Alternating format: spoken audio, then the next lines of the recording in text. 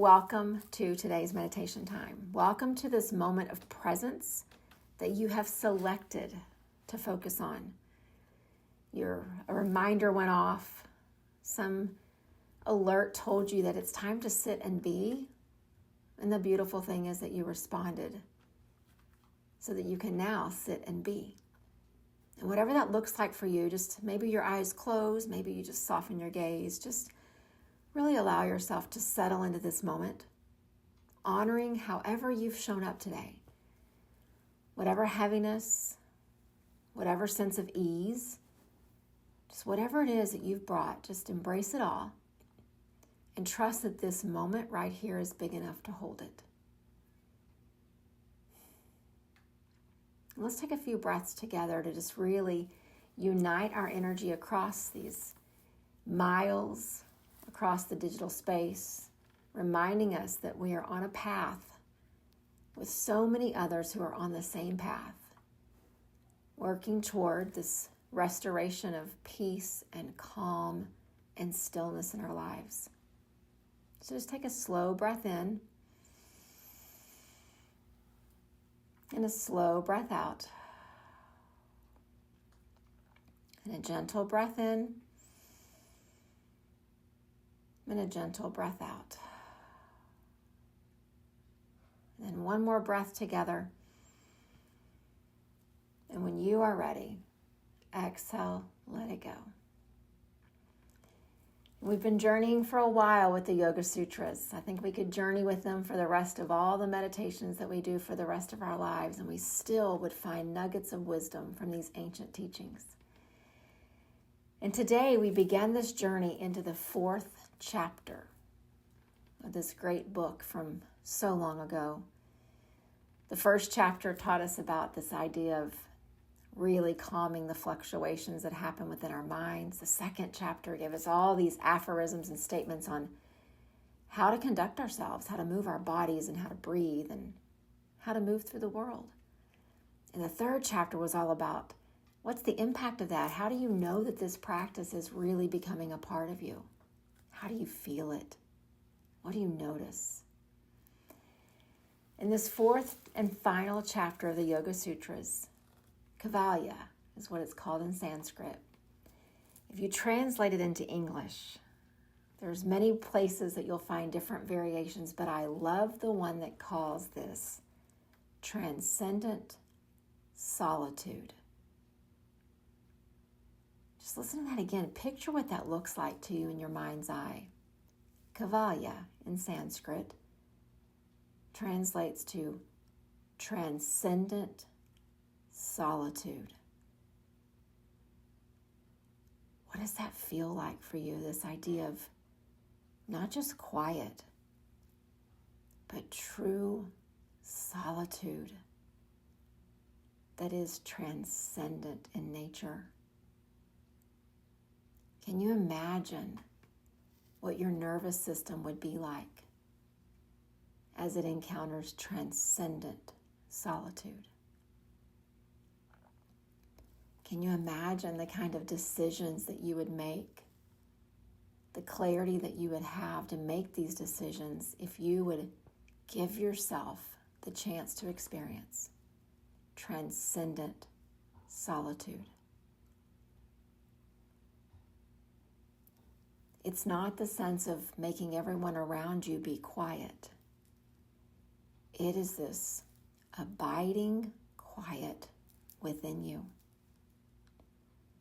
That even when the activity of the world is going on, even when you are heavy and struggling, there is this abiding stillness, this abiding quiet that you can feel. You can truly feel its presence.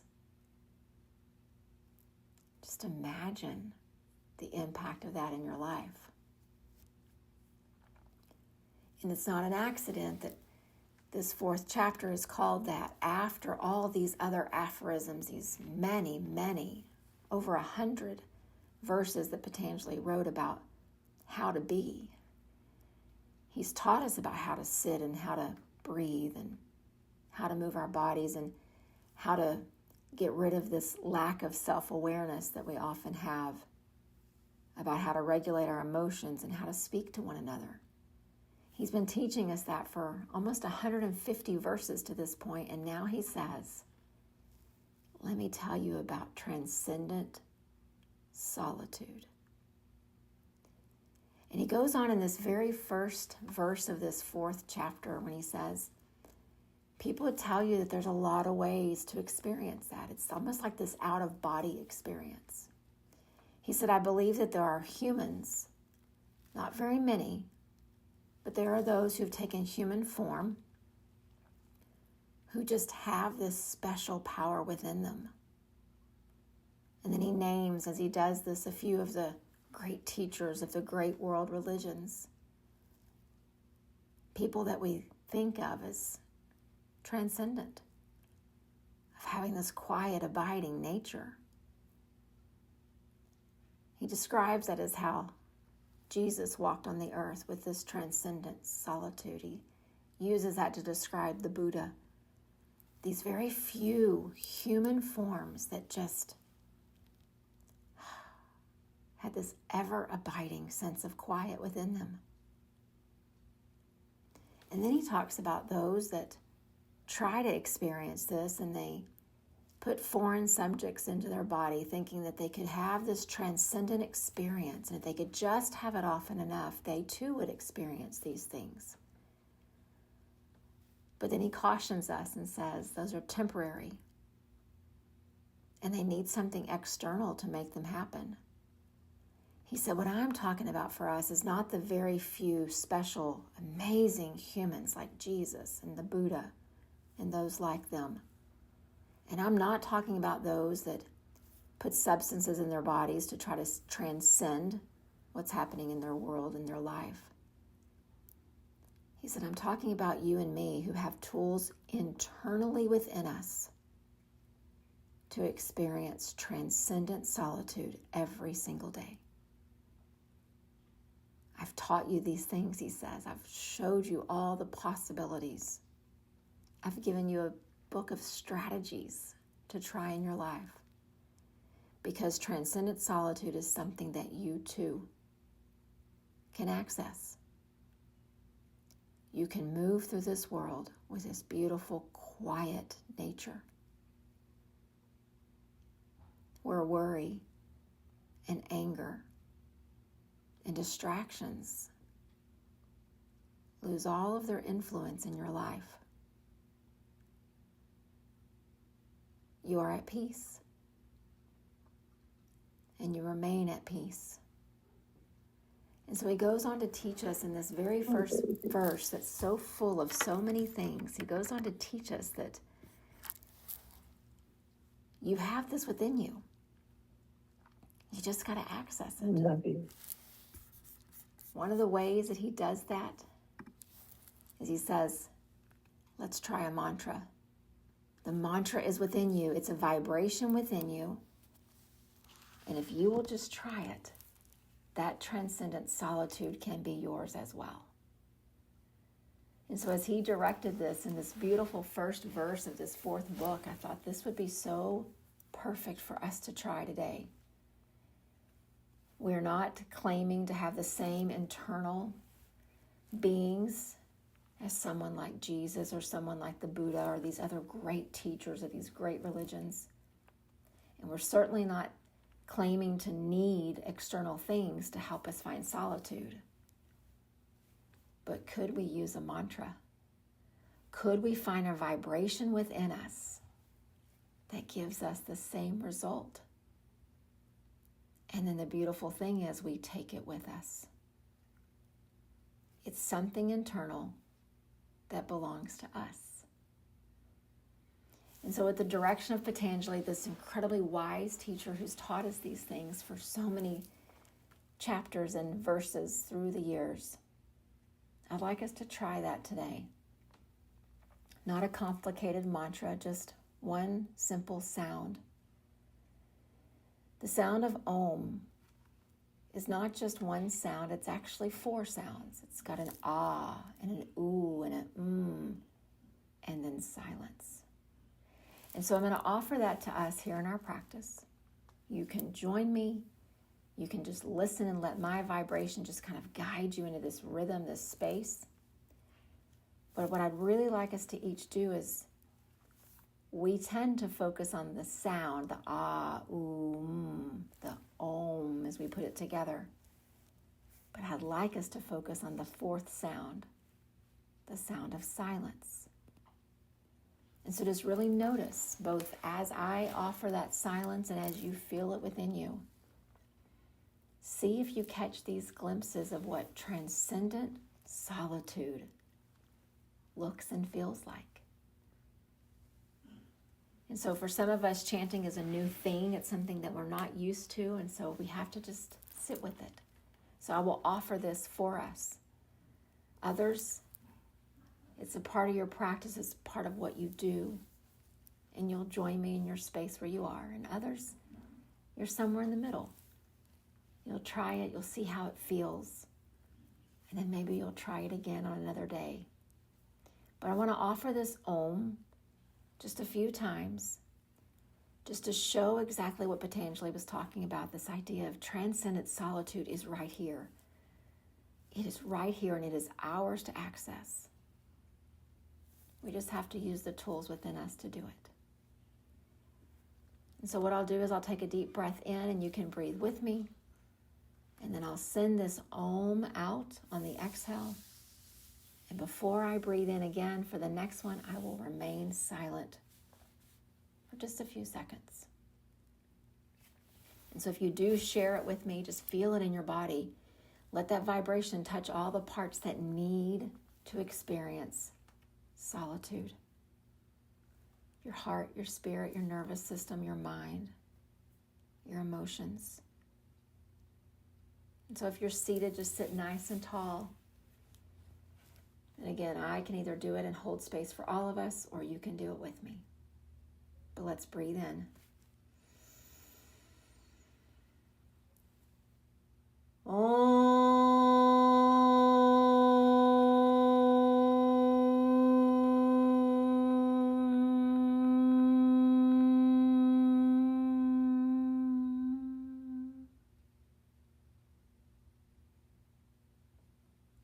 Take a deep breath in.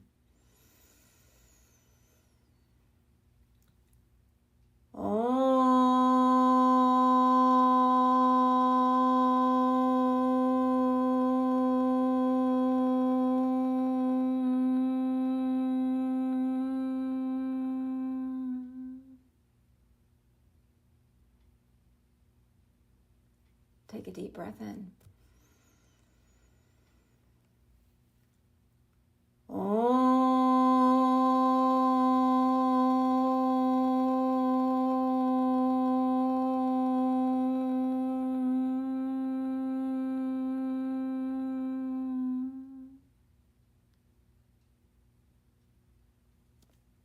Take a deep breath in.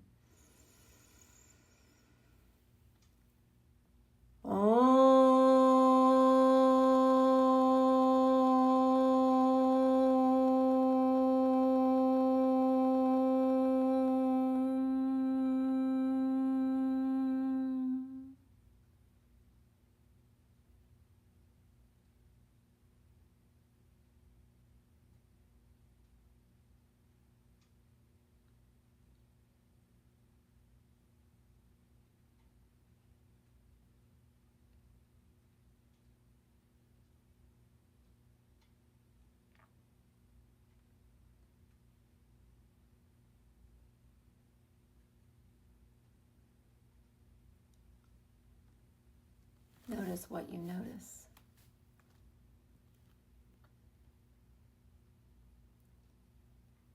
There are many times, today included, when I say that sound and the silence comes and it feels bigger than what the sound was. Transcendent solitude. It takes us out of our thinking mind. It takes us out of judgment and criticism, and it just lets us raise our vibration to a level that the noise of the world gets dimmer and dimmer and dimmer. And Patanjali assures us, and I assure us from my own practice, that transcendent solitude is accessible to you and me. There have been great teachers who have walked this planet, lives that we probably have not seen since. But the same solitude that was within them is being offered to us. And so I ask you again, imagine what your nervous system would feel like if you offered yourself solitude consistently. Imagine the clarity of the decisions that you would make if you access that solitude often. And imagine how you would navigate the challenges and struggles of life if you do it from a place of solitude. And so I want to offer just one more. And then I'll hold the quiet.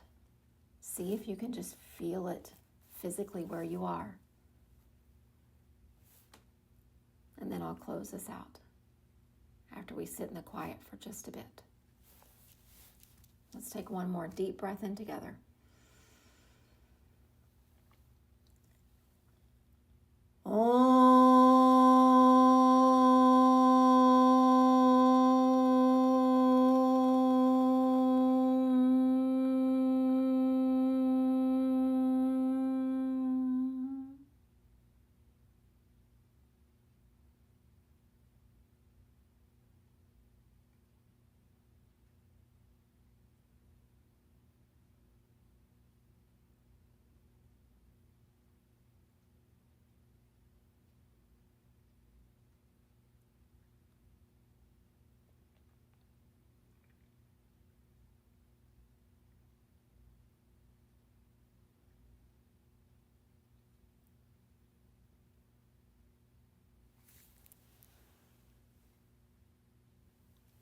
Namaste.